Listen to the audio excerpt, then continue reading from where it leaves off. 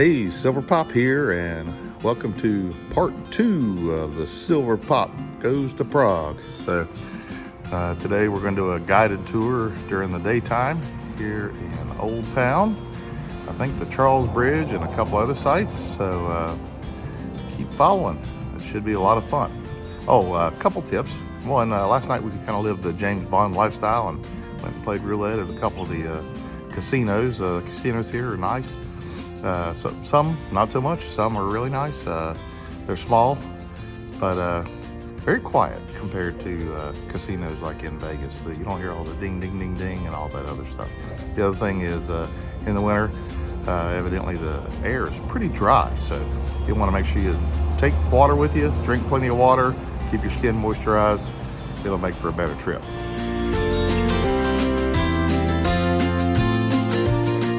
Two tours today with this lovely lady. Hello. I would like to give her the opportunity to plug her service here as a guide in beautiful Prague.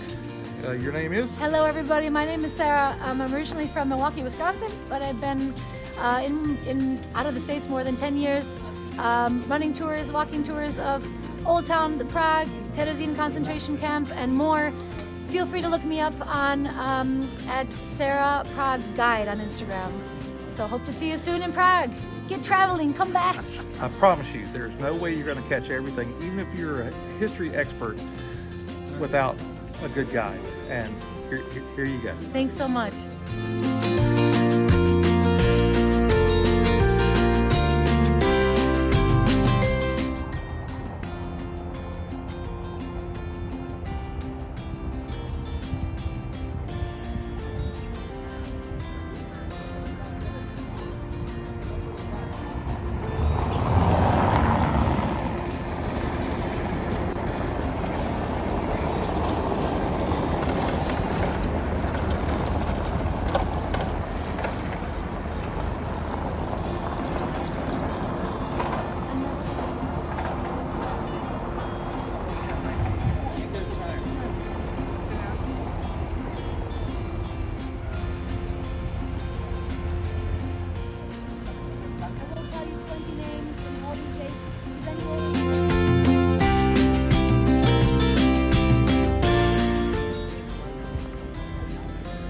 So this building is the only ruin in Old Town. It was occupied by the Nazis during World War II, and when the Nazis left, they burned it down, tore it down, but left that one portion of the building. The entire section of trees there is the size of what that building used to be.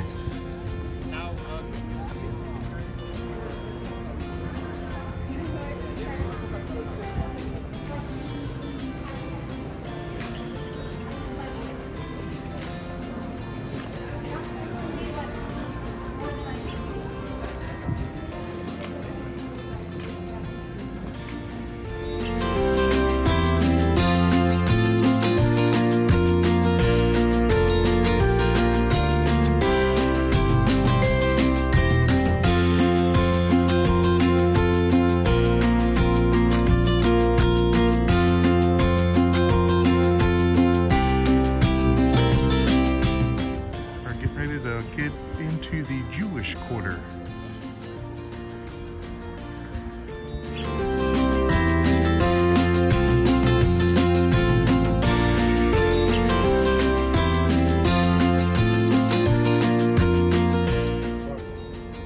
Okay, so we're about an hour and a half into the tour and we're taking a coffee break. We've talked a lot about obviously some of the old history, but some of the more current history as far as what happened here during World War I, World War II, the Nazi occupation. So real quick, real brief, I'll give you the DL. Obviously this town is very, very old, and she's told us that they used to have bad problems with this part of town actually flooding. So over years and years, centuries, they have raised the ground level in this town 6 meters. So a lot of these towers and things that we see used to actually be a lot taller. We're now looking at like what used to be the third floor is now the first floor. That's why a lot of them also have basements. You go, a lot of the cafes and restaurants and things you go into, you can go down several flights of stairs to more space. So that's very cool. Obviously, they had monarchy. King Charles was the most famous.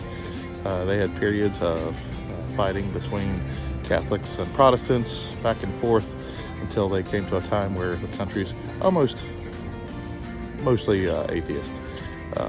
But they had a monarchy here until really World War I, when all that broke up and they went more democratic. And then, of course, you came to World War II, and the Nazis occupied for a while. Then at the end of the war, the Soviets came in, and then they voted in a communist type government until it was 1989. And at that time, they had what they called the Velvet Revolution. And in one day, without a single person dying, they became, once again, a democratic nation.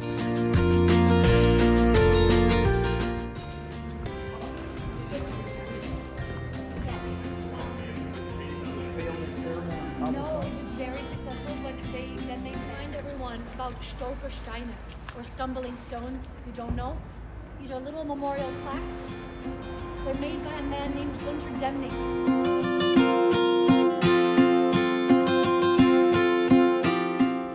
Okay, so we're standing now in front of the oldest Jewish synagogue in the entire world, back from the 13th century.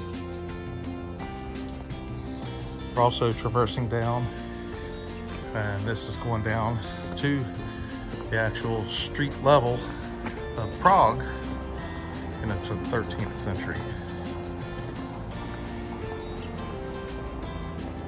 So we are now in the Jewish corridor. A lot of interesting history.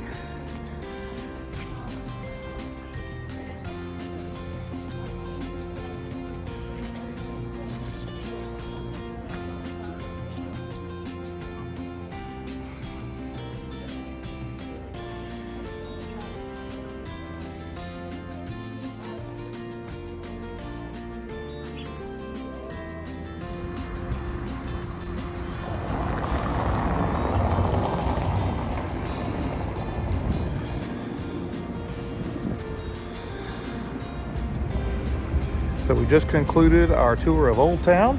Our next tour is Palace Tour. Keep following.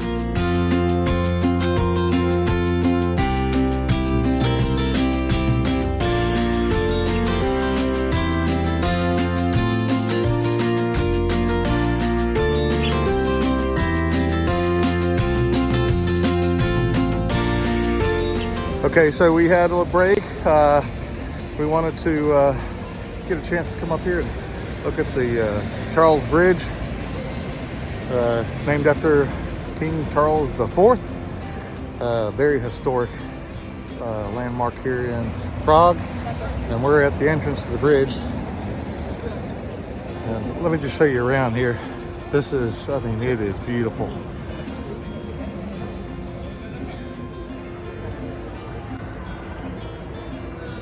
Church of St. Salvador. This is the Church of St. Salvador. Look at the ornate design, all the statues. I mean, the video, I'm sure, can't even begin to do it justice. But we'll try to show you the best we can. And then this is your gateway tower to the bridge.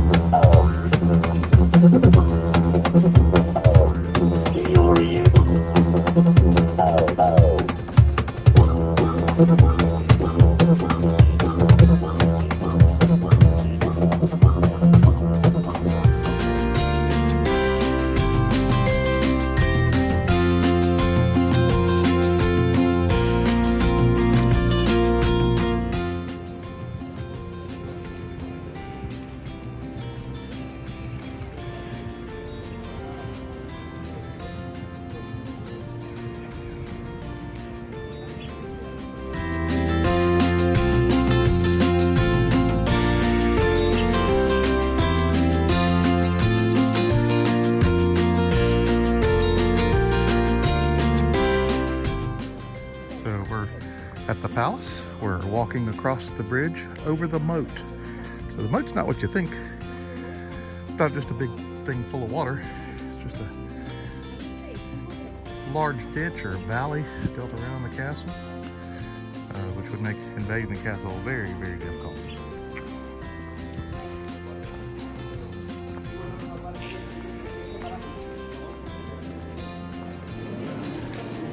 Wow.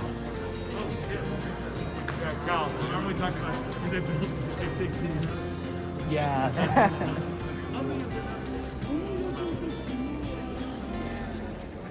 Okay, so we're here at the castle, and you saw coming out of that tunnel and out to this super impressive cathedral.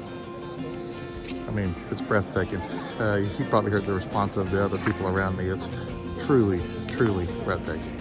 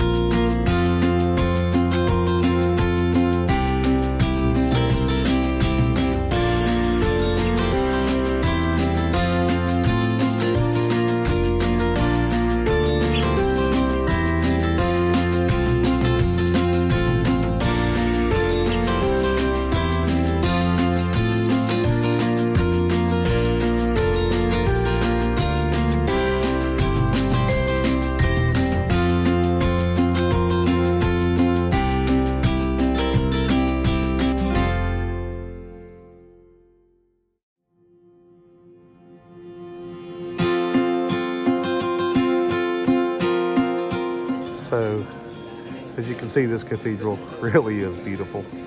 The front door is almost like a cartoon that kind of tells you the story. But I'll let y'all Google it and hopefully come to Prague and do the tour and get all the information yourself. But it took nearly 600 years. It was like 580 something years to complete this. So it was actually old school architecture, like a Roman emperor type at the very back, and it worked its way back to here to the front, which is more of a Gothic that you can see, but a really beautiful structure.